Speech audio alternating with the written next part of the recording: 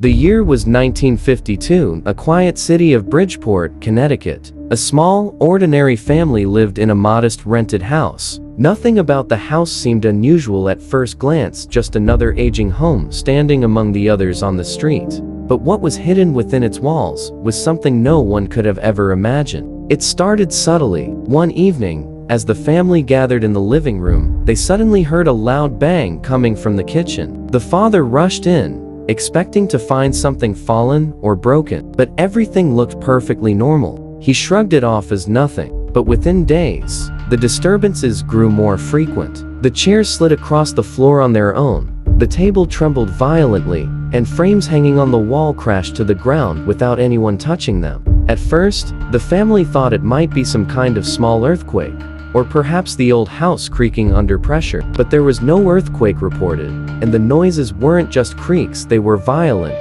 deliberate, and terrifying. Soon, it wasn't only noises and shaking furniture. The family began to notice something much darker. At night, while everyone was asleep, doors slammed shut on their own, echoing through the hallways. Cold winds swept across rooms, even though all the windows were closed. And the most terrifying of all, sometimes they would hear a low, guttural laugh coming from the darkness when no one else was there. The mother tried to stay strong for her daughter, but the little girl began screaming in the middle of the night, claiming that someone was pulling her blanket away and hands she couldn't see were touching her. The once peaceful home had turned into a prison of fear. Every night, the family dreaded what new horror they would face. And deep inside, they knew this was not just imagination. Something had entered their lives, something malevolent.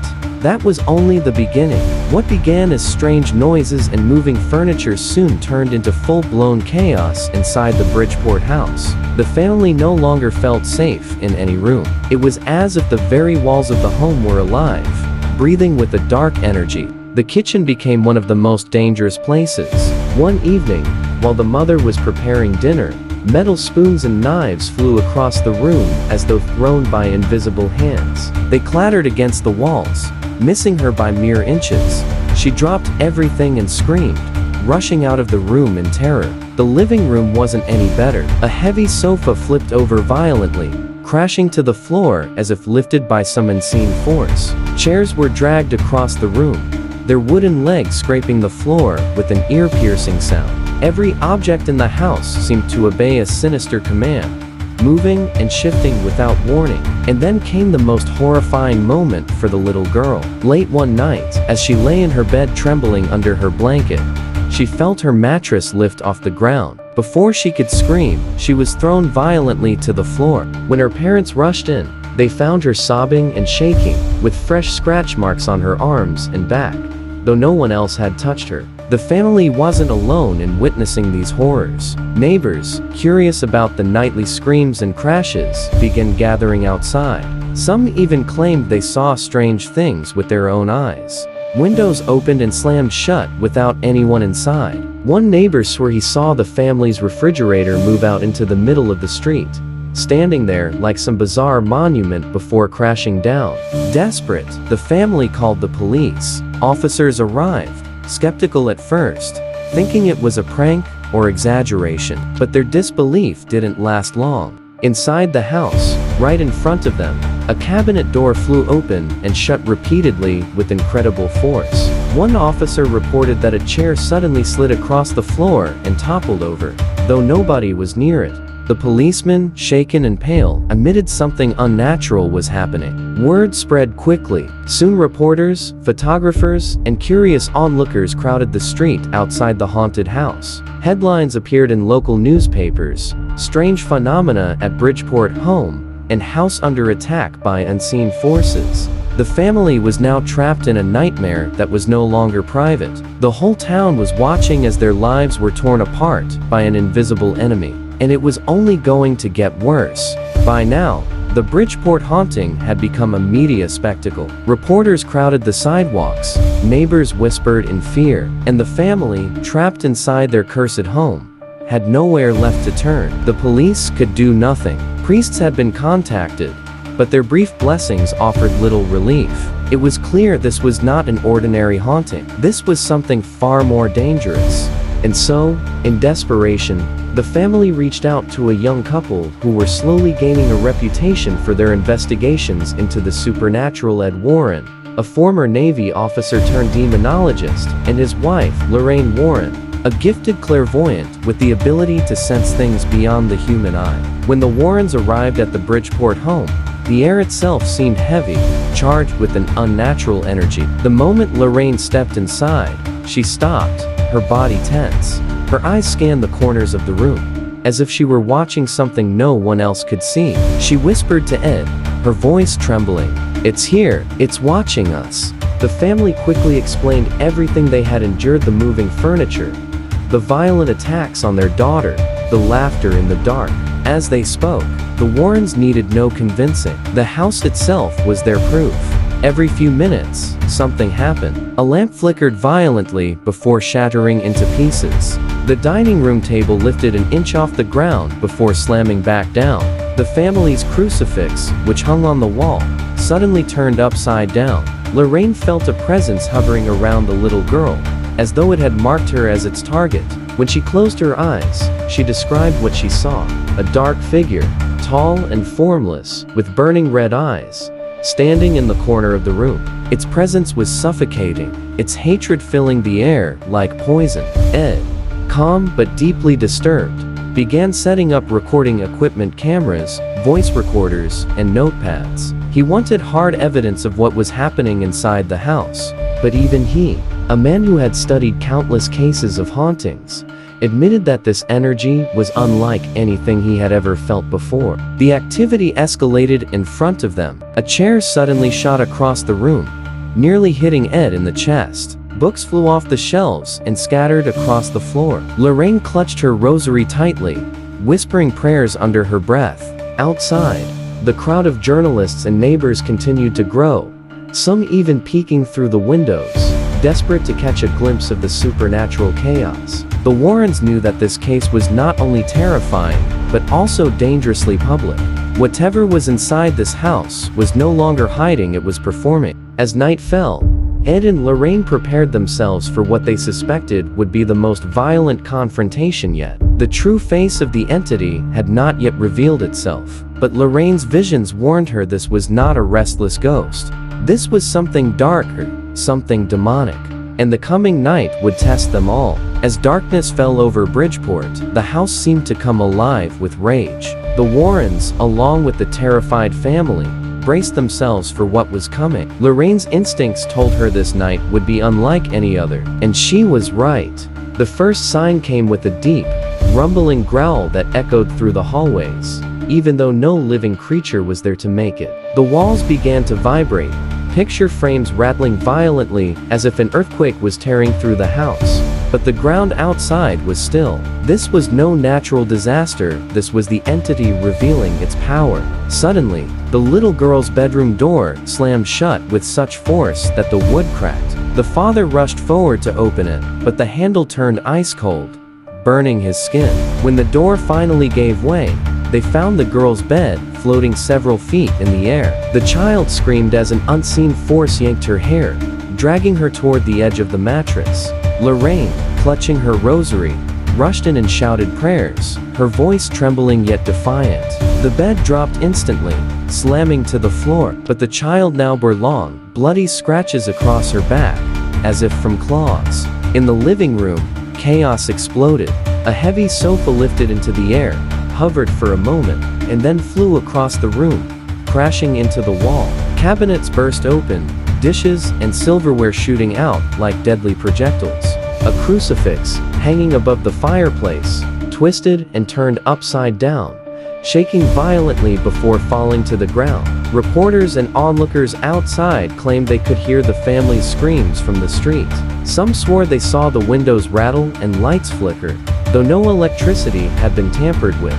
Ed Warren, determined to confront the force, commanded it to show itself. He shouted, calling the entity a coward for tormenting a child. The response came instantly: a guttural laugh, deep and inhuman, filled every corner of the house. The sound was so loud, so unnatural, that everyone present felt their hearts pound with terror. Lorraine gasped, her eyes wide. She could see it clearly now. a shadowy figure, massive and shifting, standing in the corner of the room. Its eyes glowed red like burning embers, and its outline writhed as though it were made of smoke and fire. The temperature dropped suddenly, their breath visible in the freezing air. The family huddled together, the mother clutching her daughter tightly. The entity surged forward, knocking a lamp across the room, shattering it into 1,000 pieces. For hours, the house was a battlefield. Objects hurled through the air, doors slammed. The little girl cried out as if the spirit was trying to pull her away from her parents. The Warrens prayed louder, their voices nearly drowned out by the roar of the invisible presence. It was the longest, most terrifying night of their lives, and by the time the first light of dawn crept through the windows, everyone inside was shaken, exhausted, and broken. But Lorraine knew this wasn't the end. She turned to Ed with fear in her voice and said, "This is no ordinary spirit. This is a demon, and it wants to destroy them all." The Warrens realized they had only one option left. If the family were to survive, they would need to perform a full exorcism to drive the entity away. The battle was far from over. After surviving the horrific night, the Warrens knew the truth. The entity inside the Bridgeport home was not a mere spirit, it was a demonic force, feeding on the family's fear and growing stronger with every passing day. If they didn't act quickly, the little girl's life, and perhaps all of their lives, would be claimed by the darkness. Preparing for battle, Ed Warren contacted local clergy, convincing them that a ritual of cleansing was the only hope. Though skeptical at first, the priests agreed after hearing the terrifying accounts from both police officers and reporters who had witnessed the chaos firsthand. Soon, the small house became the site of a desperate spiritual war. Holy water, crucifixes, and religious relics were placed in every room. Lorraine stood close to the family, her presence a shield of faith, while Ed prepared the ritual. The parents clung to their daughter, who trembled in their arms, still bearing the scratch marks and bruises from the previous night's attack.